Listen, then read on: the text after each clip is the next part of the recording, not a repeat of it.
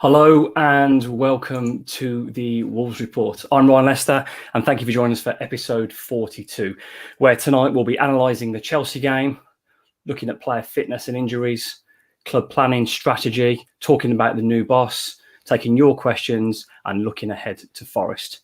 As usual, I'm joined by our own version of Keith Downing and Paul Cook in the form of Nocky and Tyler. You can decide which one's which. And hopefully soon as well, we're joined by Jackie Oatley. Also as well, obviously football commentator, sports presenter and journalist Jackie Oatley. Gentlemen, getting the ball rolling. Good evening, Jackie. Hello. We are live. It's okay. We are live. Straight into it. So coming straight to you first, Jackie. First of all, thank you so much for joining us on the Wolves Report. Thank you for joining us. You joined us at a happy time in the season. So you were at Chelsea on Saturday. What was your take on the game? Yeah. Oh dear. It's a nice one to start with, isn't it? Yeah. I mean, we take the results out of it because I don't think too many of us expected too much out of the game. It was the performance that concerned me the most. But the problem with that was the fact that it wasn't particularly a surprise. And I think what we saw on Saturday was an accumulation of all the issues that the club is facing at the moment. They looked completely devoid of confidence. There was no intensity in the play whatsoever. And I think these kind of issues that we saw on the pitch were as a result of the lack of a permanent manager, obviously, which results from a lack of coherent recruitment. We knew at the start of the season that there weren't enough central defenders in the squad. We knew the striker situation. And I think it's just a combination of all that. And I think the players are now devoid of confidence. And I think any of us in our lives, whether it's professionally or personally, if we've been in a situation whereby we've completely lost confidence, we simply aren't able to do our job properly or to be our natural selves. So much talent in that squad, so much ability. But I thought what we saw was pretty alarming, and it's pretty obvious that things need to change really quickly in terms of new manager coming in. No fault, by the way, whatsoever in terms of Steve Davis and James Collins. But I thought it was really quite alarming. And whilst I am one of life's optimists and very glass half full, I know that these things can change at any time. And one solid performance and suddenly people are not talking about relegation anymore. But it's the lack of signs at the moment of that. And I just felt for all those fans who'd made a horrendously long journey with all the issues with tube strikes and all the issues with transport.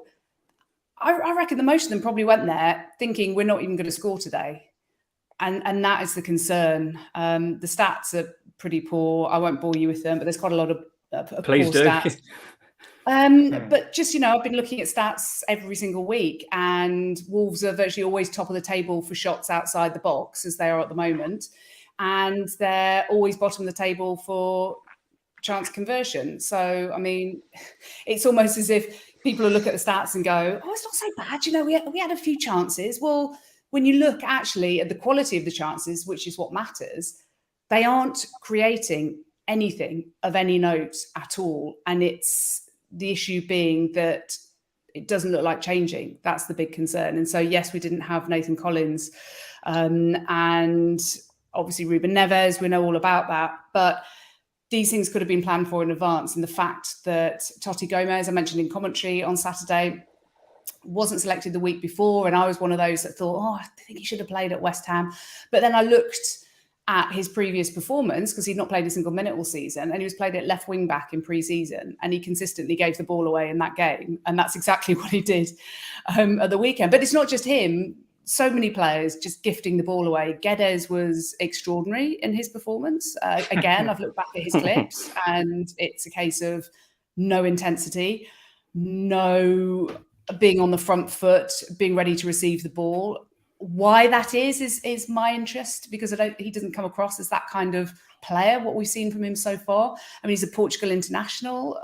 He's not just the money that he cost, but the pedigree that he has. And I think what we've seen from him so far, we've seen glimpses of it. But I think he and his performance is really emblematic of what we've seen at the club. And I, for one, genuinely am concerned. And as I said, despite not having too much to get excited about the weekend. I am genuinely always really quite optimistic about things Wolves-wise, but at the moment I'm really struggling because of what we're seeing with our own eyes and the pieces of the puzzle not coming together, and the facts, the stats.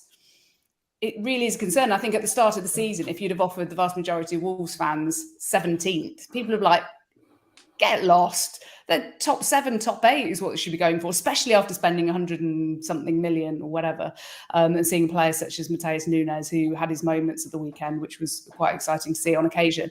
But actually now, I think if you ask the majority of the Wolves fan base now, we guarantee you 17th, you're not going down. I reckon way more than just a tiny minority would bite your hand off for that. So the next managerial appointment, at the risk of stating the flaming obvious, is absolutely essential because, and there are other issues as well in terms of fitness and injuries, and which I'm sure we'll come on to, but that's a real concern as well. Lots of things at the moment are alarming Wolves-wise. Yeah, absolutely. I mean, I echo everything you said there. Tyler, is going into that game at Chelsea, was there any hope really, or was it just a team going through the motions, waiting for a fresh start? Because, I mean, we talked about it and we laughed and joked last week making the predictions, but I don't think any of us believed, and that even the lift of Bruno departing, which I think we needed after West Ham, is almost a game where no one sort of believed, and that became very apparent early on. Yeah, I think I talked about the small club mentality last week, didn't I? And that was the bit that was frustrating me, that we seemed to be saying that Chelsea was a free hit. We could go there with nothing to lose, which, you know, we drew the last 3 games with them, you know, since we played them, and we've obviously beat them at Molineux and run them close at Stamford many a time. So I didn't like that to start with. You know, we're an established Premier League team. We're going there with a mentality where, we've got nothing to lose. If we lose, it doesn't matter. Well, it does matter because we're in the bottom 3. I'm with Jackie. There's so much wrong at the moment. You know, I think you could talk about it for 3 or 4 hours, let alone 1 hour. And the performance was so tepid. I mean, Chelsea, they made 5, 6 changes. They didn't get out of second. Was it 7? 7 from the previous Saturday. Yeah. Wow. They didn't get out of second gear in the first half, and we probably should have been 4 or 5-0 down. It was desperate. You know, it was that bad. And then, yeah, we started the second half brightly. I mean, what does it say that Joe Hodge was probably our man of the match? A kid making his debut. He was showing for the ball. He was looking for it. He was playing nice 1-2s. He was getting us on the front foot. And that was a delight to see. But like Jackie said about the experienced pros, that just shows them up even more. You know, we've got an established Portugal midfield.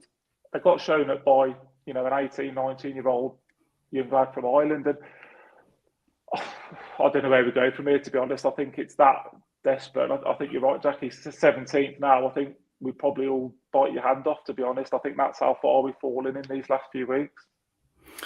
It feels like a staggering fall, Nocky. We talked about, I mean, we went to pre-season in Spain. We saw 4-2-3-1 that looks exciting, front foot football. That seemed to disappear quickly, but almost disappear when he tried to almost accommodate 3 Portuguese midfielders in the side, and we sort of abandoned ship then. So where is the direction now, Nocky? I mean, we're going to go. I'm going to talk about Chelsea a bit more, but where do you see the direction of the club, and who's leading it? Rubbish question for you early on, mate, but might as well get them out there. Yeah, cheers for that, mate. I just think we've become so robotic. We're so static in the way we play. We're regimented in our formations, and we're so predictable. I mean, I don't claim to be an expert by any stretch of the imagination, but for the last 2 weeks, I've predicted the correct score purely because you can see what's going to happen. Killing Super Six. But you can see what's going to happen. That's the point, isn't it? You know where we're going to be, and as soon as we can see that first goal, exactly as it was against West Ham, it was like letting the air out of a balloon. We were so flat, and it was almost like they'd given up at that point. And I think Jackie touched on a really good point around confidence. There's none in the team. I mean, Goncalo Guedes, I thought for the first couple of games when he played for us, he looked really good. He was missing that finishing touch, but he had energy. He was in and around the penalty area. He was taking people on. He was having efforts on goal. Now he just looks like he doesn't want to be there. And I think with the exception of Mateus Nunes, I think everyone was so flat. And Jose Sarr is making a lot of errors. I think the first goal is in no man's land. There was a point in the second half when I think it was maybe Mason Mount was on a header at the far post when he's caught in no man's land. I just think that collectively everyone is frightened of the ball. we don't want to step out of our comfort zone, and we just really feel like we're going through the motions at the moment. And we're old enough to have seen this a few times before under Mick McCarthy and Dave Jones, and we just stink of relegation at the moment. We're so out of form. I think we're the lowest scorers now across the entire continent of Europe, which is absolutely frightening. And we've got quality in that team, and we've got players, even if they're not as good as we hope they are, they're better than 3 goals in 9 games, and we just don't look like we've got the ability to snap out of this at the moment. And I think, as Jackie and Chris have both articulated, if we get this managerial appointment wrong, then there's absolutely no question we're a championship team next year. So there is massive pressure on this now, but we're in a rut. We need to find a way to win a football match. We've got to beat Forest at the weekend, and I think we've got to beat them in a powerful way. I think we've got to show more. I think we've got to tackle games now with more of a head-on approach, and if we don't do that, then I really fear for us. Now, there aren't really many positives from Saturday, but you mentioned one already, Joe Hodge. It was refreshing to see a youngster come on, fearless, wanted the ball. I actually thought the shape at the start of the second half improved Wolves, and they were punished quite early on with conceding the second goal, Jackie, but it's nice to see a youngster. I know he probably was, as the guys mentioned, showing at the senior pros, but this guy we'd heard about, I think he's an Ireland under 19, under 21, centre midfielder, looks really promising. So I have to pull something from the game that's positive. So Joe Hodge, is that positive? Yeah, absolutely. He's 20 years of age. He was on Manchester City's books. And he was mentioned in the press conference with Steve Davis the day before when he was asked about him, and he jumped at the chance to talk about him when he was asked about any of your kids you'd throw in, and he said, "Well, I wouldn't hesitate in putting Joe Hodge." I mean, he's not a kid, I suppose, at 20, but it was his first minutes, and Wolves had only just gone a goal down on the stroke of half time, and as you lad said, it could have been a lot more by that point. So I think it said a lot about him. Paul Conor Ronan, though, who's way more senior in the pecking order, penny for his thoughts. But Steve Davis and James Collins had to do what they thought was right on the day, and absolutely, he was so neat and tidy. He knitted things together. He reminded me a little bit of Billy Gilmour, actually, in terms of stature, and quite small but compact and neat and tidy, and does exactly what Billy Gilmour does. He's gone to Brighton now, so huge credit there. Very positive. Trying to think of other positive. I thought starting lineup, when I saw it, I was bang up for that. So again, no issues there with any of the coaching staff in that regard.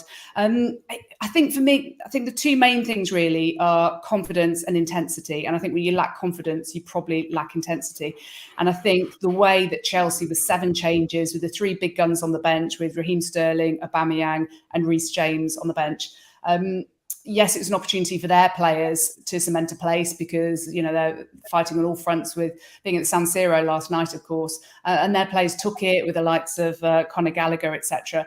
And I just thought they were so up for it. They were so intense. They were so positive. And Wolves just lacked all of those things. But I do think it's an accumulation of all the factors of everything that's happened. And we can look back to, should Bruno Lage have stayed this season? I remember doing a podcast with Tim Spears when he was appointed. We're very open-minded about it. And again, being positive about it. But the reality is he'd had two good half seasons as a manager in his career. 2 good half seasons. That's just a fact. And he'd been an assistant to Carlos Carvajal at the likes of Swansea and Sheffield Wednesday before. And I think that when things went wrong, he didn't have anything to fall back on. And from what I can gather, nice enough chat, but there wasn't a great deal else really to report. And I think the fact that Wolves have been left now without a plan B. I mean, we all remember what happened when Mick McCarthy was sacked on a whim when Steve Morgan watched the 5-1 defeat to West Brom from his ski resort in the Alps and went, right, that's it, and told Jez Moxley to sack him the next day. With 13 games left. And of course, there wasn't anybody. Okay, this isn't anywhere near as desperate as that because it's still 9 games into the season, but it's still absolutely pivotal. The next appointment is absolutely huge. And the fact that I don't think anybody really complained when Bruno Lage was sacked, but I think people probably thought, well, surely you'd have had a succession plan in place, like Brighton, for example, who I always look at, and Brentford, I always look at the way those clubs are run. There's no way they'll go, oh, what Chelsea have come and poached our really good manager who everyone in Europe's been completely raving about. Oh my God, we weren't expecting that. We've got nobody lined up. Well, of course they did. They would have had a list. And I think it's been evident really that Wolves haven't had that. And that's just one of the many factors that I think are an issue here. Communication from the club, nothing on the club's comms department, by the way. I'm not talking about them in the slightest, but hello? Hello? Does anyone want to talk to us? Like, hello, Jeff. I mean, last season he said, "Oh, I'm not one to give running commentary. I don't feel the need to talk after every defeat." No, but who's running the club? What's happening? Who's doing what? Scott Sellers is getting absolute dog's abuse from fans because mainly because fans don't really know what his role is. I mean, I speak to senior executives in Europe because I host events for Europe and the European Club Association, and I mingle with these guys and people who've sold Wolves players, and I hear about who they've dealt with, and it's not Scott Sellers or Jeff Shee, it's George Mendes. Even another agent selling a player to Wolves was told to ask at Compton for George Mendes, not for Jeff Shee or anyone else. There's all these issues for me that are, I think they need to talk. We used to see that with Laurie Dalrymple, who was popular with the fans. I don't know whether the club enjoyed his popularity, possibly not, but fans could tweet Laurie and he would reply. If there was an issue of racism in the South Bank, I think he dealt with that straight away personally. He got that sorted and fans got that feedback. And the Albion have scored against Wolves women. I've just seen. Oh God, what's going on? Cheering the show up, Jackie. Whilst we're on, this is what I'm saying. It's not just the game on Saturday, or the one before that, or the one before that, or the one before that. For me, it's a bigger picture, and for me, leadership comes from the top. We're not seeing leaders in the team. We know about Cody being sold. Fine, he was replaced by or going on loan, and okay, he's been replaced by a very good young central defender. But Max Kilman is not a leader as far as we're aware, and if Neves isn't in there, and he wanted to go anyway, by the way, so who's holding the ship together? Who's in charge? Who's talking to the fans? Who's going to tell us who's recruiting? Who's going to tell us who they're looking at? I mean, we're relying on local journos. Everyone's got them all on notifications to find out what's happening. John Percy saying tonight Rob Edwards has been interviewed. So, because the club aren't going to talk about the recruitment policy because it's not transparent. It's not transparent what's going on at the club, who's running the show. It is transparent at Brighton. It is transparent at Brentford and at other clubs. Wolves don't know what's going on, and I think it's a big, big problem they need to address. I mean, that's perfectly brought us on to in terms of club strategy and planning. And you raised some really good points there, Jackie. And I think we've all spoke about these in the past, but who is calling the shots? Where is the communications?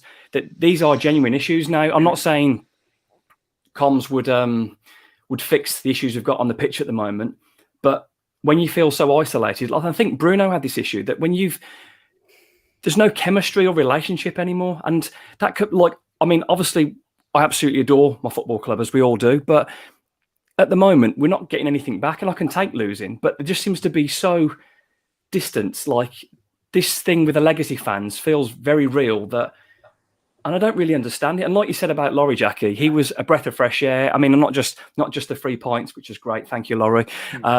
Just the comms in general, but there is absolutely nothing now. And Nocky, your take on this, that from the comms from the club, and as Jackie said, this isn't a slight on the guys in the media team either, because they do a fantastic job. But the actual comms from the senior side of the club, where's the love? What are they telling us? Who's telling us? Oh, they got anything to tell us? Another great question for you, Nocky. Yeah, you're stitching me right up tonight. You're killing it. Personally, I feel more like a customer than a fan when it comes to relations from the club at the moment. I don't feel that link that maybe we used to have, especially when we were in League One and the Championship, because really the club needed us back then, didn't they? They don't particularly need us at the moment. They've got financial backing coming in. They're very much focused on the foreign market, and I think that was evident with the membership package that I got for my son. He got probably half of what he got if he sent the package abroad. So I don't think we have that link anymore. I think that we're very much, they like to keep things close to their chest, which I completely understand, but it would be nice to have a Laurie Dalrymple type character back, because he did, like Jackie said, he kept you in the loop. You knew what was going on. You knew the stuff that you needed to know, really, and a lot of stuff was still kept close to their chest. But we don't seem to know anything at the moment. There's absolutely nothing. And we are very reliant on local journalists because they're the only ones that seem to know what's going on. And it's not always the journalists that are directly connected with the club either. It's your John Percy's and people like that who seem to get drip fed a lot more than some of our local guys do. So it's disappointing, but I think that is kind of part of the Premier League. I do think that you sacrifice your communications with your fan base a little bit when you get in this division, and you kind of distance yourself away from that, unfortunately. Yeah, Tyler, this has been an ongoing problem, as we said, since Laurie went. But are we expecting Jeff Shee to change anytime soon in terms of his approach and have someone in that department? Because communication is a huge part. And as you said, Nocky, we do feel like customers and not fans now. But what's got to change, Tyler? I think you know my thoughts on Jeff and Scott, don't you? I said before, before we came on, I think as long as those two are there, there's always going to be doubts and reservations. You know, like Jackie said, they don't communicate. We don't really know what their role is. Jeff was getting hammered a year or two ago because he seemed to be doing absolutely everything. Sellers, I mean, he's obviously worked his way from the youth setup and now he's calling himself, I don't know, whatever it is, director of football, technical director of football. How's he landed that gig? Where are the qualifications to do it? I said last week, similar to Jackie, about the Brighton model. Potter went and they had a new guy in 48 hours later and they're 3-0 up at 3-1 up at Liverpool, you know, same day. I think there's just so much wrong. I think everything's wrong. The playing side, the managerial side, the way the club's run. I don't think you can put your finger on one thing to change. Nuno had the relationship. Obviously, some people argue Jimenez's injury ruined that season. COVID ruined his relationship. He buzzed off the fans, didn't he? Again, I don't need to give my thoughts on Nuno by the end of it, but the relationship was as good as it's ever been between fans and manager, and COVID sort of impacted that, and he was never the same. But they're excuses, aren't they? You know, like Jackie said, Brighton haven't got an excuse. Brentford don't have. These are the teams that I'd argue are smaller than us in commerciality, are punching above our weight, and I think they're making us look a little bit silly at the moment, aren't they? And in those clubs, you know what's going on, you know who's doing what, and their directors come out and talk to fans. They've got nothing to hide. And I'm not saying Wolves have. I'm not saying that. But who's doing what? Paul Barber at Brighton comes out and talks. He did a podcast with me last season for The Athletic, and he was really interesting on the strategy of the club and what they want to do with the women's team. Very ambitious there, and what they're doing with the, you know, what happened when the team were booed very briefly. I think it got blown a bit out of proportion in one of the games, and they were shocked about it. But, you know, they talked about the strategy for the club and you know who's doing what and what role, whereas Scott Sellers is getting a load of stick, and I'm not sure that's fair, to be honest. I really don't think it is. I mean, but who else is talking? You know, who's telling us what's going on and you know, the recruitment. And, you know, when Jeff Shee came, I think he'll probably regret it, but when he said, you know, I don't know much about football type thing, well, it's not just him that has an agent informing him about the game. There are lots and lots of chairmen and chief executives who rely on agents and get managerial appointments right and wrong as a result of agent relationships. So it's not just the Gestifoot situation, which we know is slightly unusual with George Mendes. But if it wasn't for George Mendes, then what decisions would Jeff Shee be making? Who else would he be asking? Who else would he be signing? I don't know. I think a lot of other fans probably look more at how they feel about the club at the time. And if they're feeling good about the club at the time, then literally don't give a stuff what goes on behind the scenes. And that's absolutely fine. And I totally understand that. But maybe it's different because I'm the other side of the fence, because I do talk to people at different clubs and talk to directors and talk to people who've dealt with Wolves. And that's why I see things slightly differently. And I feel really strongly about the soul of the club. I feel, having grown up and known Rachel Hayhoe Flint really well and seen Graham Hughes at the front door and lots of other people at the club, you know, and Richard Skirrow was just, you know, a great person to have at the club. They do have Matt Wild there, by the way, who's exactly of that ilk, really, really good bloke. And they are some really, really, really good people at the club, but nobody's talking. And I feel a lot more disconnected from the club now because who, apart from brilliant people at the foundation and elsewhere at the club and the communications team, are brilliant. And we know what an incredible job they do, by the way, with those videos and all that. So it's nothing about that. I'm talking about the very, very top people who set the standard. And you guys will all have worked at organisations whereby you've either had a good boss or a bad boss. And probably the tone of the organisation is set by the people at the top. You know, I think of my husband's company and how the tone for his company is set from the top. I've worked in non-broadcasting for many years before I changed career and had a horrendous boss, but it all comes from the top. And I'm not saying Wolves are bad in the hierarchy. I'm not saying that at all. I'm just saying that things aren't great on the pitch now. And I think if you look a layer above why that's happened, well, that's not great. You look a layer above why that's happened, that's not great. And you look all the way up. And somebody else that's gone, you know, Phil Hayward was another of that ilk that you kind of trusted.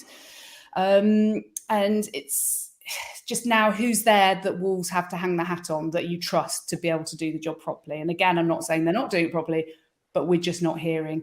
And that's a concern for me. So I really think that even if it's not Jeff Shee, that Scott Sellers or somebody needs to do an interview, broadcast, BBC WM, whoever, and have questions put to them. And the Ask Wolves thing at the start of the season is fantastic. They did that. That's great. But I think something a little bit more open and a bit more, you know, of the moment, not pre-season, but of now. I think imagine the questions that Wolves fans would have now. I think a bit of reassurance would go a heck of a long way. And again, people are just waiting for notifications for the local journalists. It's true. Everyone's got their Twitter set. Nobody knows if there's anybody that's not a George Mendes client. Let's just be honest about that. And, you know, Martin Samuel in the Mail this week said, well, why are Wolves shopping in such a tiny pool? Well, why are they? Because that's a decision of the chairman. So just when we joked about that, sorry, right, me and Nocky were having a joke on the text today, weren't we? I was arguing that Mendes runs the club when it comes to things like this, and Nocky was saying, well, no, he doesn't. But I genuinely think he does. We don't, like Jack said, fish outside that pool, do we? He will look after players' incomings and outgoings, and he's looked after the manager incomings and outgoings, hasn't he? And like Jack said, it's good to have the agencies and the expertise on side, but it seems that's all we're considering. I mean, obviously, you've said about Rob Edwards interviewing, that would be totally left field, wouldn't it?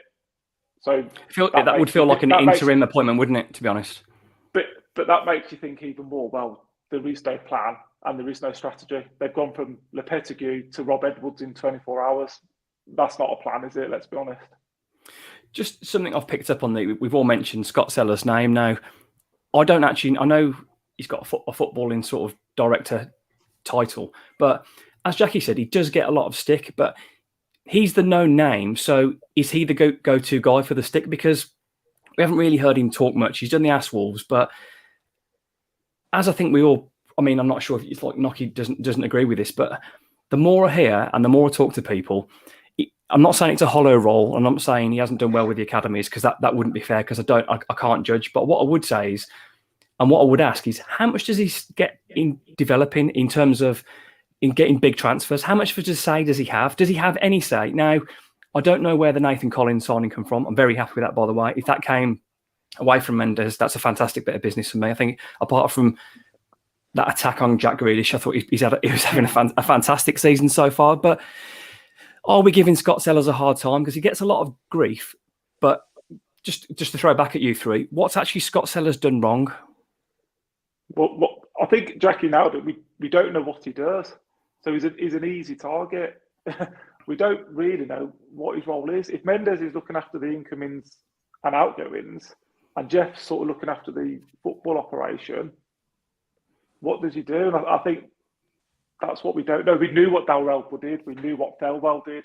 We knew what Hayward did. They had clear roles and responsibilities. And for whatever reason, they've all left the club. And I think, like Jackie said, it could be unfair. But I think when you don't understand it, you're going to question it, aren't you? And I think that might be his undoing at the moment, potentially. Is it more because, Nocky, we don't actually know, and that's why we're critical? Do you think more transparency, or would the club never be transparent and they're pretty much totally reliant on Mendes for the transfers and managers and the shopping? I think he has a say. I mean, he wouldn't be at the club if he didn't. But I think the problem we have is we only have three faces that we see. It's George Mendes, Scott Sellers and Jeff Shee. That's the only three faces of the club that we actually see. We don't see anybody else. And We know that Mendes, all in all, has been brilliant for us. I don't think anyone could criticise what we've achieved with Mendes on side. But with Scott Sellers, we kind of see, and he is an easy target, and it's very easy to have a pop at him. But I don't. In other seasons, I've kind of agreed with that. This season, we've spent a lot of money, we've invested, we've done what we wanted the club to do, and we've put money into it. So I do think maybe it's a little bit unfair this season because he has a say on transfers, but it's not going to be him on his own. They're going to be a collective group that will say yes or no, you would suggest. It's not going to be one individual person making those decisions. But it all comes down to transparency. We used to have the fans' parliament. You don't seem to hear much about that anymore. We had the Ask Walls at the start of the season, which was obviously scripted in terms of what was going to be asked and what was going to be delivered. I just think we want an open conversation. Whereas if the club were to say to us, all we're looking to try and do is survive in the Premier League every season, at least we'd know where we stand and we'd be able to manage our own expectations. But we had the original conversation of we're going to challenge Man City. So we didn't manage our own expectations at that point. And then we've kind of had little flaky ins and outs of, well, we know we can't really do that, but we're going to try and do this instead. But there's never been a clear vision of what the club are trying to do. If you look at other clubs around us, I know we've spoke about Brighton and Brentford previously, but if you were to speak to a Brighton or Brentford fan, you'd know what the long-term vision is. It's to establish ourselves in the Premier League, finish as high as we possibly can, and maybe one day we'll flirt with Europe. And they'll be absolutely comfortable with that. And they're both quite self-sufficient, aren't they, in terms of their outgoing business to reinvest in younger players? Yeah, I mean, Brighton were absolutely demolished transfer-wise this season, and yet they've come back arguably stronger than they were last season because they've got that succession in place. If we lose this player, we will bring this player in. If we lose our manager, we will bring this guy in to cover us. You don't see that at Wolves. It's very kind of, all right, we'll put faces on a dartboard and we'll see where it lands. And I think with Rob Edwards, for me, I get the opinion that if he's going to come in, it's going to be while we are waiting for the guy that we want, and we all know the issues that Lopetegui's got, and wish nothing but. As you said, that John Vaughan pretty much put up the same thing. Would Rob Edwards be holding the fort until Lopetegui's available, which could be any time? That's a possibility. Rob Edwards isn't going to be a long-term plan, and that's no disrespect to Rob Edwards, but you don't go from Watford to a Premier League team who are really in trouble. I don't see that move unless it's going to be a short-term move, at which point you then move him into the coaching staff afterwards. So I think that may be something that Lopetegui himself maybe suggested. I'm not ready now, but I might be ready in 2 months. So if it's not him, then we need to reach out to our secondary targets ASAP, really. Just moving slightly away from the club, we're flying through over half an hour and it's really, really good stuff. So thank you so much, guys. Just moving slightly back onto the playing side, something that's concerned me over the last week with some of the tweets and things that people said. Just want to have a little talk about player injuries, fitness, availability. Again, something just doesn't feel right with the club. I don't understand. That tweet came out and some people... There's some great accounts on Twitter that obviously can't be their real selves because some of the information they provide. But that tweet that came out about, I think it was Adama, I think it was Costa, and I think it was Guedes, pretty much saying they've got to manage these guys' minutes before it had actually happened.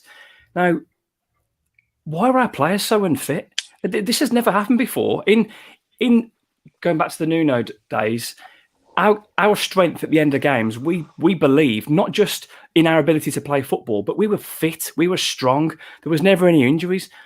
What's changed? Is it a coincidence that the medical team has changed, the new staff are mixed round? It's, for me, at this level, the players look unfit. They don't look.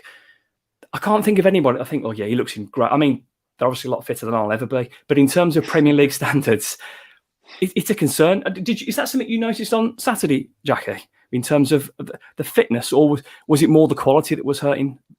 Well, it was really the intensity that was lacking. That was the main thing that really struck me compared to the bite and the desire of the Chelsea players. I think the confidence thing, I do think is an issue, but that's also an easy out. I don't know about fitness itself. I haven't noticed that particularly, but it's injuries. What really concerns me is the handling of injuries. And I'm no expert, so I'm not casting aspersions as such, but I mean, I am a journalist and I can't help that. So I do, as a journalist, I do then look up things and try and work out what's going on. And when I saw Pedro Neto injured in that challenge with Jared Bowen, at West Ham, and he clearly really hurt his ankle, and he was in a lot of pain, wasn't he?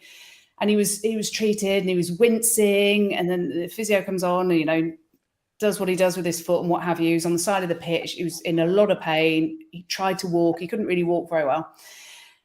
And I worked it out. And 6 minutes later, he was sent back on, still couldn't walk. And I watched it back, and Ruben Neves is in the wall defending a free kick. Wolves have equalised, by the way, women against Albion. Go on. And he went, Neves shouted across to him saying, "Are you okay?" Like, Neto, "Are you okay?" type thing. And he still couldn't walk. Anyway, they defended this free kick. And a couple of minutes later, Neto goes down in agony, you know, clearly having a problem. And then he goes off again. Why was he sent back on? And now he's out for months. Why was he sent back on? The last time that he was injured was at Fulham in April 2021, and he injured his left knee. And he was treated, and then 6 minutes later, he finally went off. I know at the time I tweeted something about it, and the club said, "Oh, it was a separate injury," but I don't know how it was, because he twisted that knee in an injury. Anyway, they said it was something separate. And then Hwang at Brighton last December, he did his hamstring. Everyone watching could see he'd done his hamstring. He was in a lot of pain with his hamstring, and he went back on for nearly 6 minutes, and then he raced another through ball. And then he pulled up in agony, and he was out for 2 months. Sasha Kalajic, the new £15 million signing, he did his knee. I was commentating with Dave Edwards, and Dave said, "Oh, you know, I don't really like saying this, but that looks like it could be an ACL. Just the way it's happened, the way he's pulled up with his knee looks like it." He's sent back on to chase a through ball over the top from Max Kilman. He's out for the season. Again, I'm not an expert, and I really struggle to criticise people doing their jobs when they know much better than me. But again, it comes back to the lack of communication and transparency. I mean, these things all add up for me as being a bit of a concern. Well, that's 3 in a year, Jackie, you've mentioned. That's 3 serious injuries that have probably been, the layoff has probably been lengthened by them trying to run off a hamstring tear, a cruciate ligament, and a torn ligament in your foot. These aren't injuries. You can run off a dead leg, or you can be stitched up in your eyebrow. But why are we taking these chances? Why? Surely at that point, at that injury, I can feel this in my knee or in my ankle. Okay, we need to sub in. We can't take a risk on this. Why are we gambling on players for the sake of, let's roll the dice and take a risk? Last weekend, Ryan, you could see on the sideline, the camera panned to Traore and Ken Campbell warming up. It's not like there were no players that had no subs left. The guy was in pain. He was wincing, and he walked back on. He limped back on in pain. Why are they sending a Portugal international back on ahead of the World Cup when you've got Adama Traore and Chem Campbell looking at the manager to go, "I'm fit, I can go"? Why are they sending him back on? I don't get it. Honestly, I don't get it. Just jumping in quickly, that would have happened in the previous regime when, you know, remember Tim Spears did a brilliant article about the backroom staff and all the amazing things they did. This wasn't an issue there. And I don't know. I worry. Maybe you can know more than me on this one, Jackie, but ultimately, whose decision would it be to send the player back on? Because surely your head medical person and your medical team will be in the manager's ear.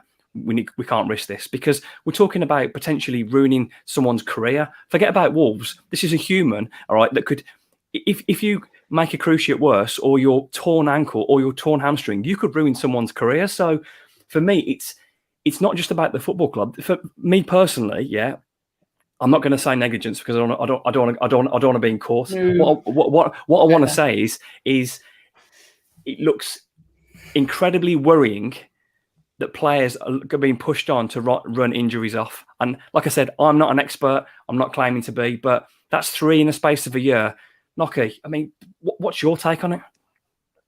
I think that Jackie's articulated it perfectly. I mean, I was at West Ham, and you could see as soon as Neto went down that he was finished, and everyone in the crowd, you could hear the people talking and saying he's finished, he's got to come off. He was never comfortable coming back on. He didn't want to be back on that pitch. He knew he'd done something, and he needed to come off, and yet we pushed him back on. And for me, it's unprofessional. I mean, I know you don't want to say negligence for one reason or another, but it's hard to find it because it's a basic element of your job is to make sure that you're protecting the players. And we're not protecting the players if we're putting them back on the pitch when they're injured. It's ridiculous, and it's not the first time it's happened. We've had 3 or 4 examples there in the space of 12 months, and it's a massive concern. I mean, we haven't got a particularly big squad as it is, and to lose 3 or 4 key players, I mean, we don't know what the result would have been if Kalajic comes straight off. Does he just have a couple of months on the sideline? Same with Pedro Neto, same with Huang last season. You know, we're making basic errors on and off the pitch. I mean, your medical team are making basic errors as well. You know, you're not giving yourself any chance, are you? No, it is a big concern. And like I said, it's only my opinion. I don't know any facts, but it's a huge worry that these kind of things keep happening over and over again. And it's a huge worry. Flying through the show, 40 minutes in, you are listening to episode 42 of the Wolves Report. Jackie Oley, Mark Knock, Chris Tyler, and myself, Ryan Lester, with episode 42. We've talked about club strategy, planning, player fitness and injuries. Let's move on to the managerial situation. Now, as we know, Bruno was sacked after the West Ham game, ended up with a 37% win ratio. After that West Ham game, I don't think there was any way back. It was the correct decision. I don't think anyone's denying that. Some people have suggested, well, why not let them take to Chelsea and then see how we go from there. If we know we're going to sack him with a manager, but I think that ship had sailed, and I think the away end made their voices very clear on what they thought about that performance. So, situation with Julen Lopetegui. I tweeted it out. I think he had a few days to think about it. He knew his situation with his dad. He didn't want to commit. I completely respect that. Others may have taken the job and tried to do both. So I respect that, and good luck to him. And I hope his father recovers soon. But moving on to Wolves looking for a new manager. Tyler, we talked about this earlier on, and we've talked about it on the group chat a lot. Jackie's mentioned it as well. Plan B, does that even exist? Is there all eggs in one basket? What's going on? How are we going to, like you said about Brighton, we're going to end up playing, because it'll be in charge for Crystal Palace as well. I think Steve Davis and James Collins will be Palace and this weekend as well. So, right. Again, strategy, planning. We don't look any further down the line, Tyler. It does seem a bit scattergun, doesn't it? And like I said when you last came to me, we've gone from Lopetegui to Rob Edwards in the space of 24 hours. You normally get an indication from, obviously it's a bit hearsay, but from the bookmakers, don't you? And they can't choose who's favourite. The odds are changing every 10 minutes. 1 minute we're getting Pedro Martins, and then the local journalists say we're not. There just seems to be so much, I suppose, confusion almost. And that just comes back to the point of what we've been talking about around what is the plan and what is the strategy. Can we afford an interim manager to get us to the World Cup? I mean, these 5 games are huge, aren't they? Massive. Who do we play? Leicester, Forest, Brentford, Brighton, and Arsenal, is it, before the Palace break? as well. Palace. I mean,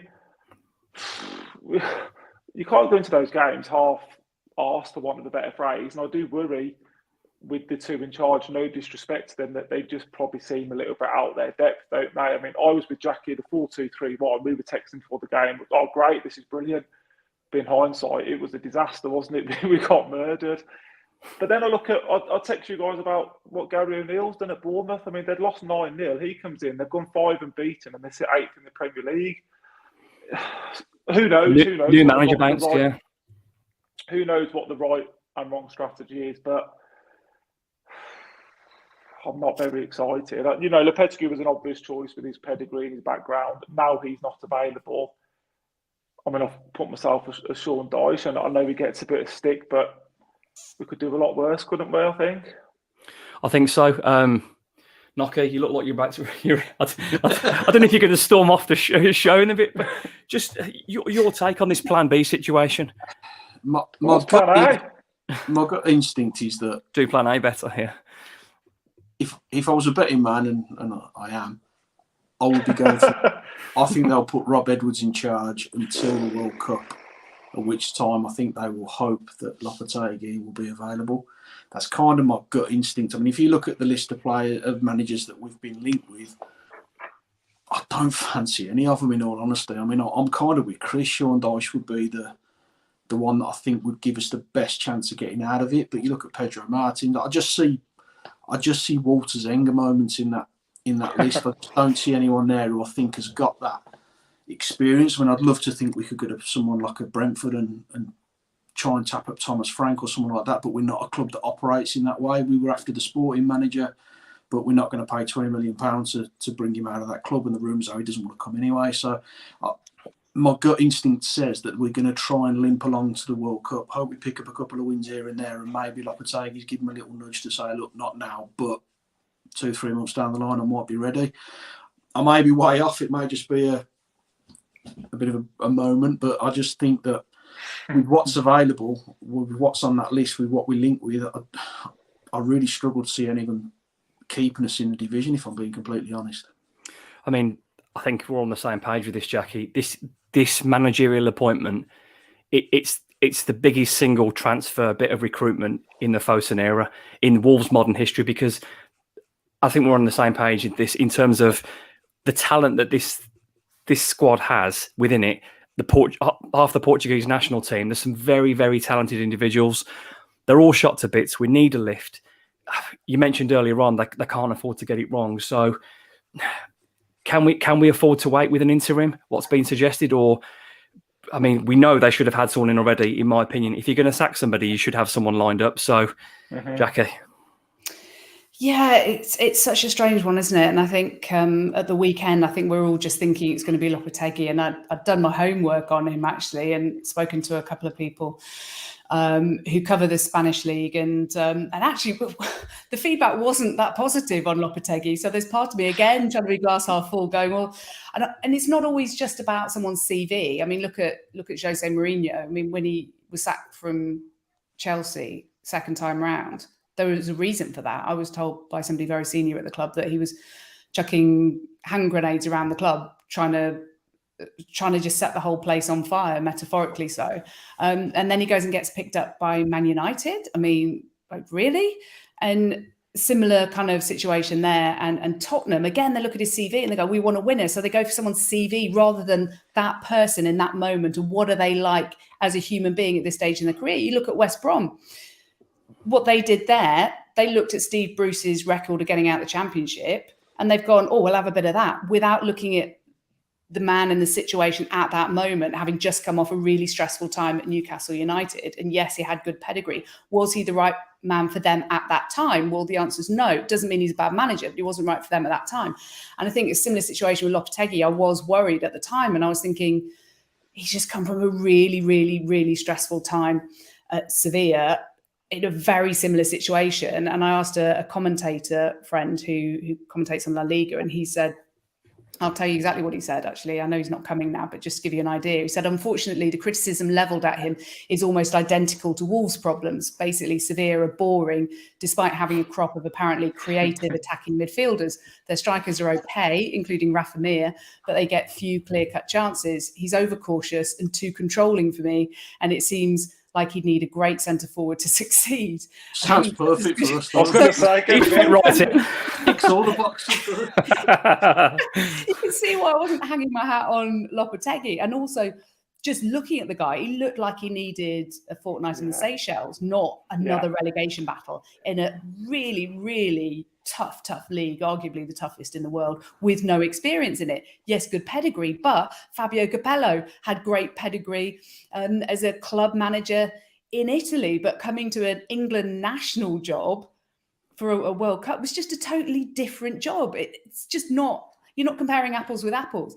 So anyway, so he's not coming, and everyone's talking about his 92-year-old dad. I think maybe that might have been a factor, but call me cynical. I don't think it was the factor. It sounds as though there's a little bit more to it. But anyway, so he's off the table. So, I mean, people are talking again about Amorim at Sporting Lisbon, having said, no, he's not coming. He's not actually said that. If you look at his actual quotes say something along the lines of, I'm happy at my job and I don't want to talk about this, or there's nothing to say. And people said, oh, he's ruled himself out of the job. He's not. He didn't rule himself out. He just said he was happy in his job and he's not going to talk about it anymore. I've said what I've had to say, or something like that. So don't give us hope, Jackie. Don't give us hope if you don't know. No, I would take that with a pinch of salt. Get his quotes. That's not, I'm 100% staying. It's not. And it's the Portuguese league, which has a huge amount of quality, as we know, because we bought half of it. But the Premier League is massively appealing. And yes, there may well be a huge buyout But I messaged somebody I know at Sporting Lisbon earlier saying, can we have your manager, please? And normally they reply straight away, and they haven't replied this time. So anyway, no, I mustn't add fuel to the fire. So I'm just saying that's not off the table. And I just wonder, knowing what Jeff Sheehan did in the summer, and absolutely, by the way, we were told that there was not a penny to spend unless it was raised first. That was actually a thing. And suddenly that went out the window. We don't know why it went out the window. No one's been able to ask since or get a good answer. So I just wonder whether it'll be seen by Fosun as kind of desperate measures if Wolves get relegated, because we know about the financial side and they're an investment company. It would be an absolute nightmare if Wolves got relegated. And there's part of me that thinks, are they looking at this situation and thinking, Amorim, he's the kind of guy who they think would do well in the Premier League, potentially. They'll have looked at his background, what he can do. And if they think he's the right one, then would I don't know, whatever it is, 25 million euros buyout. That's a lot cheaper than them getting relegated. Exactly. So I just wouldn't rule him out. And they've obviously got a plan, because we've been told it's definitely not going to be Bruno Martins. And actually, I've done a fair bit of research on Bruno Martins with Greek journalists today, who are all very positive about him. Now, Wolves fans are all over going, hang on a minute, another Mendes carve-up. I'm told he's not with George Mendes. He's actually with Pini Zahavi. So it's nothing to do with George Mendes. But also, the reports I had from 3 people in Greece, 2 of them are national journalists, and one of them is somebody from Olympiakos, all extremely positive about him as an attacking manager, as a really good person, very popular character, very good with the media, very open and honest.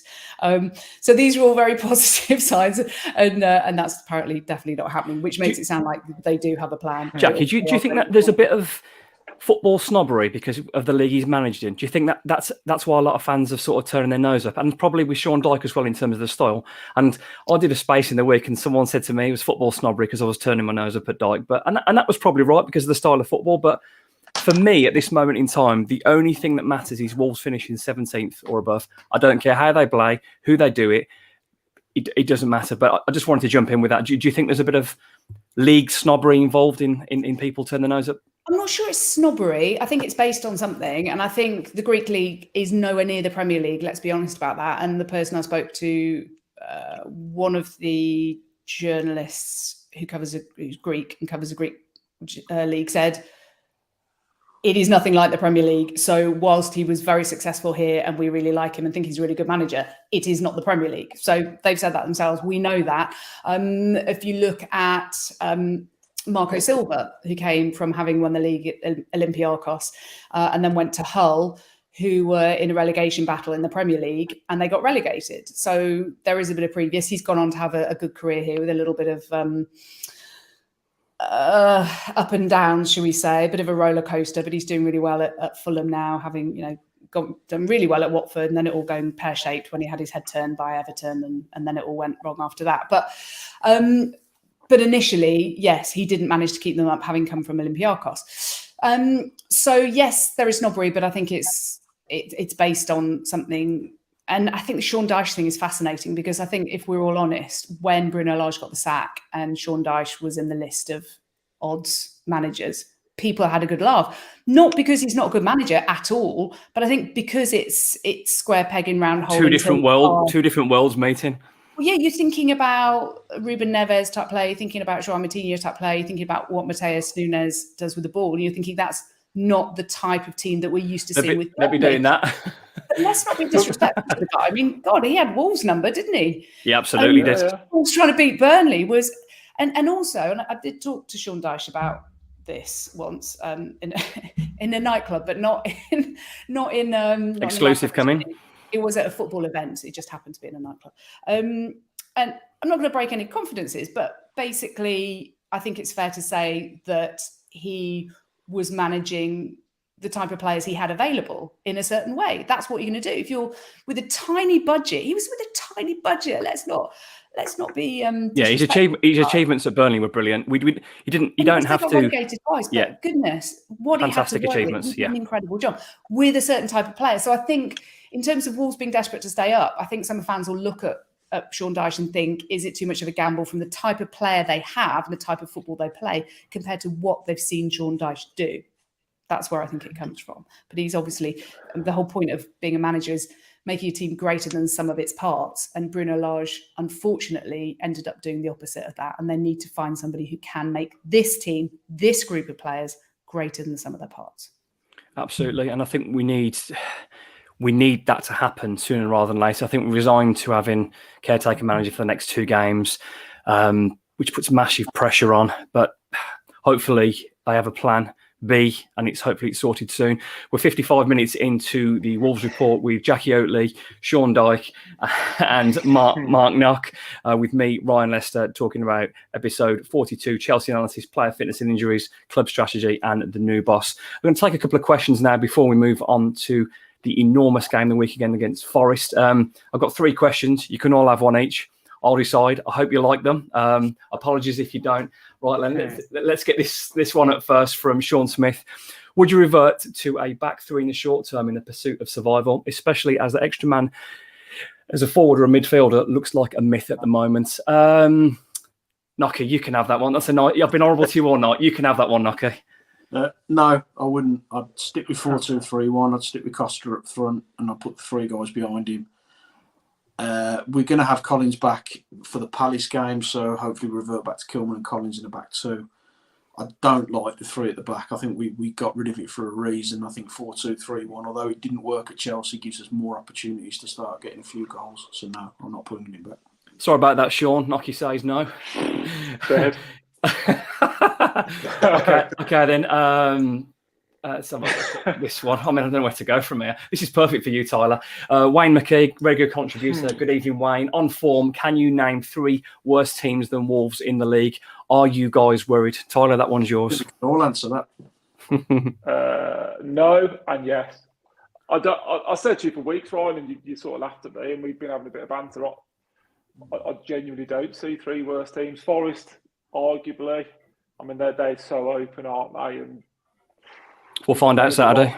Well, yeah, until they come to Wolves on Saturday. They look doomed, don't they? I was sort of hanging my hat on Bournemouth being worse than us, but even they've picked up. I'm sure Leicester are going to pick up at some point. They've got Leicester you've got Maddison and Tielemans. It's hard to see Leicester having that. Surely they're too good for the bottom 3. But is anyone too good for the bottom 3? No, you're not. I think Southampton are going to have a long, tough season. But no, to answer your question, Wayne, at the moment, especially in form-wise, no, there aren't 3 worse teams than us. But like Knocker said, with the lowest scorers in Europe, so without scoring goals, you don't win football matches. And again, am I worried? Yes, I was worried after the Bournemouth game when I tweeted it that we're in a relegation battle, and I've seen nothing to change my mind, unfortunately. In hindsight, I probably asked the wrong person that question, but it was good entertainment, Tyler. This one is for you, Jackie. Mark Paulton asked, we've signed players this summer to fit the Bruno Lage style. Now he's gone, I feel we're left with a very rigid squad that can't play much different. Should we all be focused on staying up? Great question. Sorry, Jackie. I just feel like having a little cry. I can't even believe we're sitting here on the 12th of October talking about any of us biting anyone's hands off to stay up. I mean, it's just, how on earth has it got to this? Seriously. Honestly, I find it absolutely extraordinary, but I think we have to be realistic. And back to that last question, who would you pick? There are not 3 obvious teams. And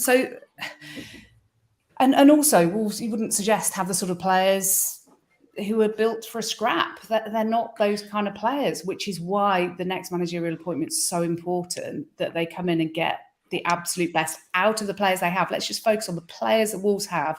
Which manager is going to get the best out of those players, not after another transfer window, not in 6 months' time, now. So I think they can play it. And also, you say rigid squad that can't play much different. I think the problem is that they look so painting by numbers coached that you go here, you go there, you go here, you go there, you go here, you go there. No fluidity at all. 18-yard box. And all that coaching is gone. What happens next? What do we do now?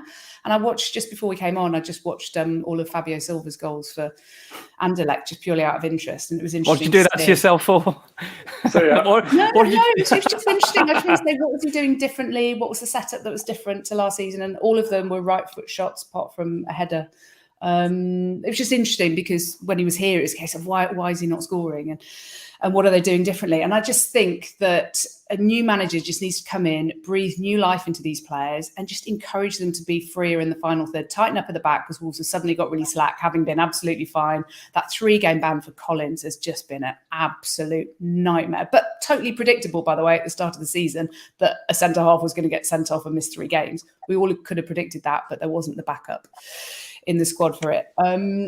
So I just think the right manager who'd get the best out of these players. And I think scoring goals should not be as difficult as it is, with movement, with ambition, with desire to get into the box, with players having shots, just having shots from closer in than 22 yards out. For example, you get deflections and they fall to somebody else who happens to be in the box. It's not that difficult. It really isn't. Wolves are making it difficult because they're not committing bodies into the box, and a new manager should be able to sort that out. So I don't think we should be that terrified, but I do think the new manager is absolutely key. And I think somebody who the players respect, who can really inspire these players, I think is absolutely key. Great question, Mark. Great answer, Jackie. Thank you very much. Thank you for your questions and contributions as always. It's a huge part of the live show. We're going to finish up now and talk about Saturday's game with Nottingham Forest that sees the return of a certain Morgan Gibbs-White, and not forgetting the absence from the Newcastle game, Willy Bolly. This is a massive game. I never thought I'd be talking in October about it's not a season decider, but it feels like it could take us in either direction. A win, we take a sigh of relief. Things aren't too bad. A draw, I'm a bit worried. A loss, there's no podcast next week, which some people might be happy about. But moving on to that game, Tyler, what are you going to do? How are we going to approach that game? You're Steve Davis and James Collins. Not watch it. Well, I'm afraid you've got to. But what are we going to do different against Forest? I don't know. It seems whatever we try doesn't work, does it? I mean, like Jackie said, it's not that hard to score a goal. To only have 3 goals is just ridiculous. I mean, if you ask me what I'm doing, I'm bringing Aitnall in at left back just because he's better going forward. I'm playing Costa up front. I'm playing Podence and Adama. I'd probably go 3 midfield. Guedes just looked way off it, so I'd probably go. He's playing with an injury though, so I mean, I don't think he should have started last week. Then he shouldn't be playing. So if Traoré, the other Traoré, Boubacar, I've heard he's back training. If he has a good week, I'd incline to get him in just to give us some legs. More legs. I'd probably go 4-3-3. I mean, they're desperate, aren't they? We're bad, but they're as bad. Like I said, the first goal's enormous. If we get it, Molineux will be bouncing. I think we go on and win the game. If we don't get it, I'll be terrified, to be honest. Jackie, I can see you're looking forward to talking about this, but I can't believe, as I mentioned, this is an enormous game for Wolves. I mean, obviously Steve Davis, big Wolves fan himself, and I think I don't see Molineux turning against the team or the manager. I think there may be something said about people that run the club if things go bad, and they've never seen a horrible Molineux, and I hope they don't see it. But Saturday's enormous, and for me, it has to be front foot football. They can't be tucking in. Let's go toe to toe. I believe that man for man, Wolves will probably have better players all over the pitch. Let's make them individual battles and go and win the game. Yeah, absolutely agree on the front foot football, but I think they need to cut out the errors. I mean, one of the most alarming things about the game at Chelsea was gifting possession so cheaply. I mean, Adama, who I am a fan of, and I think he generally was very positive, giving the ball away in his own half so cheaply. Daniel Podence with his flicks and tricks and hopeful back heels in his own half. What are you doing, man? Cut that out. Cut that out. Don't take those risks in your own half. Take the risks in the opposition box. No bugger takes any risks in the opposition box. Wouldn't be nice if we're in the box.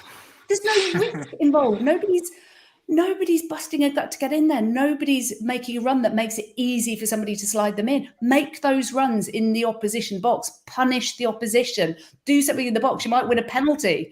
And then something will happen. You kickstart your season. Be positive in the opposition final third. Not ridiculously risky in your own defensive third and your own half, which is what they did at the weekend. So Steve Davis and James Collins no doubt will say to them, lads, do the basics right, the absolute basics right. Don't take risks where you shouldn't, and do take risks where you've got a chance of actually going to win the game. And I think positivity is important. I think one of the biggest aspects of this game is the fans. And I think we're all building this game up, rightly so, to be an enormous game, because Wolves have to kickstart the season. And it is an enormous game. But if the fans go to the game thinking they'd better do this in the first couple of minutes, they better do that, otherwise I'm going to absolutely unleash hell on Jeff Shea or whatever, or the players, whatever. Do not do that, because if you are Nottingham Forest and you are Steve Cooper and you're Morgan Gibbs-White and you're Willie Polly, what are you going to tell those Forest players? You know what they're going to tell them. They're going to say, frustrate Wolves, frustrate them, make them look boring. It's not difficult. Make them look boring, make them gift us possession cheaply, press them, cause them issues, because their fans will get on their back within a few minutes. Everybody I've spoken to over the years, players, pundits, everybody who's ever played at Molineux has all said the same thing. The fans will turn. We've all sat on the South Bank, or stood on the South Bank. For me, 32 years ago, I started standing on the South Bank. We've all done it. We all feel it. It's kind of in us to do that. But equally, it's in us to massively get behind our team and to massively raise our side and raise their spirits to stand up and fight and do battle against the opposition. And that is what Wolves fans need to do on Saturday. It's Wolves fans against the Forest fans. It's Wolves fans behind the team, not getting on their back. At the end of the game, at the final whistle, the last few minutes, they're 3-0 down or something. Okay, well, I wouldn't be held responsible for my own actions if I was there. But from the start of the game, Wolves fans cannot go there with anything other than a mindset, getting beer in the belly and shouting as loudly as they can, get the songs going, individual songs, no negativity, and then let's kickstart this season. After Jackie's motivational speech, Knocker, you all ready to beat Nottingham Forest on Saturday? I'm ready to play now, to be honest. I'm starting. Knocker, and the Wolves women to come from behind to leave the Albion as well. 2-1. A bit of positive. Come on, things are looking up. Okay. Top that, son. Come on. no pressure. Maybe should have put Jackie last on that question. Yeah, I agree. We've got to get at them. I think the crowd will back the players. I do think we'll need an early goal, though, because I think the atmosphere is going to dip after 15, 20 minutes if we're not ahead. I do disagree with you, Ryan, in terms of where the turn will become. I don't think it will be aimed at the hierarchy. I think the players are going to cop it if we lose this one, because I do think the fans know that the team have been backed. But I think Molineux will be strong. I think we'll back the team. But if we were to concede that first goal, then I think it'll be Armageddon in there, if I'm being completely honest. We need to get at them early. We need to put them under pressure. They're rocked as badly as we are, in all honesty. I mean, I saw them against the Villa, and the Villa could have had 2 or 3 goals for me. They should have won that game. So they are a team that you can hurt. They're a team you can get at. But we can't be playing hand-baked football. We can't be sitting back and watching them play their game. We can't be giving them space in midfield. We can't get the ball away and turn it over the way we do. We can't be walloping set pieces out and doing those ridiculous short corners again. We've got to get at them. We've got to offer something different, and we've got to put them under pressure right from the start. And if we do that and we get that first goal, I think the second will follow, and I think a third will follow after that as well. But if we don't get that early breakthrough, for me, Molineux is going to be a little bit of a bear pit by the 70th or 80th minute. I think Boubacar Traoré could play a big role, and having again watched back his clips of what he's done so far, I think he's really exciting. His physical presence, his athletic ability, his ability to keep the ball. I think it's exactly what Wolves needed on Saturday. And whilst I was delighted to see that team sheet of Traoré and Diego Costa, I was really gutted when I heard the news that he was ill. Really gutted, because I thought that his legs in the middle of that pitch were going to be absolutely essential. And I think even with Neves back, I'd still put him in from the start as long as he's got no after effects. Absolutely whack him in, because I think he could add some, and I think he'll lift the fans, and I think he'll really lift the team, more importantly. Well, I think through the season so far, and this isn't a slight on João Moutinho, because I love that guy like he's a member of my family, one of the best players I've ever seen, but playing him in a 3-man midfield, left or right, you're exposing him for the weakest part of his game. He's not going to be box-to-box anymore.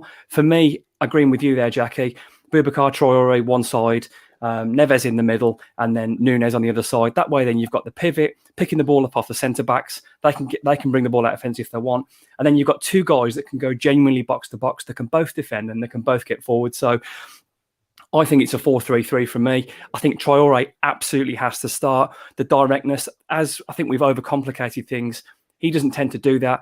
Gets the ball, stops the defender, puts the cross in, let's feed Costa. It sounds really simple. I know Tyler laughed at me in the week for saying this. It sounds really simple, but that's what we need to do.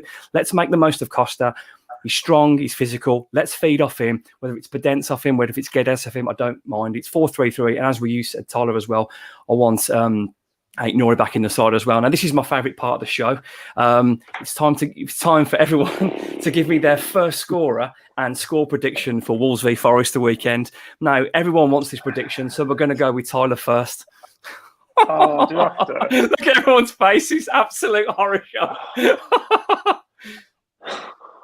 Do you want my heart or my head? Which one? Let's have your heart. Let's have your heart, Tyler. He hasn't got one. Jackie's absolutely dying with this question. Nobody wants to answer the. Come on. I genuinely, with those two midfield, if Neves Nunes playing, you can't not win that football. Go on, son. Sell it to yourself. Come on, believe. So we might win it 2-1. Wow, it's his first prediction of a win this season, I think. I know. No, I think it is 2-1, and I'll say Diego, but there's a horrible feeling it'll be 1-1. But I'll be positive. After Jackie's speech, I've still got a bit of that in the tank. So 2-1. Absolutely, Nocky. Oh, crikey! No one's enjoying this at all. If I said we're going to win, son, it's got to be. It doesn't bear thinking about losing this football match. Don't think about it, then, mate. So we're going to absolutely hammer them 1-0, and I'll go with Diego Costa, header from a corner. Get in. I'll absolutely take that. Jackie. I'm going to do something we've barely done all season. That is break into the opposition penalty area. And Podence is going to win a penalty and Neves is going to score it. And Wolves are going to win 1-0. Oh, imagine a Neves penalty in a game like that. I couldn't bear to watch a penalty. I think if Wolves can't score a goal, they need to be doing everything they can to win a flaming penalty. It sounds obvious, but look at what Jamie Vardy's done for years and years. You take Leicester's penalties off their goals tally over the years. Honestly, it's had a massive impact on how far they've finished up the table, and Wolves have really struggled that for years. So I think more trickery in the opposition penalty area. You don't have to be any good at football to win a penalty. Remember, you don't have to be any good at scoring goals, but you do need to be tricky and have a bit of pace and a bit of dynamism. Imagine that in the opposition box. That's what Wolves need. And they're going to win 1-0 with a Neves penalty. Thank you very much. Well, I'm going to make it a clean sweep and I'm going to completely embarrass myself. It's my podcast, so it's going to be Wolves 3, doubling our goal season, Forest 0. Costa with the first goal early on, dominant Wolves display. Back on the right side. Come on, Wolves. This has been episode 42 of the Wolves Report. Thank you to Jackie Oatley. Thank you to Mark Knock. Thank you to Chris Tyler. This has been the Wolves Report. Up the Wolves.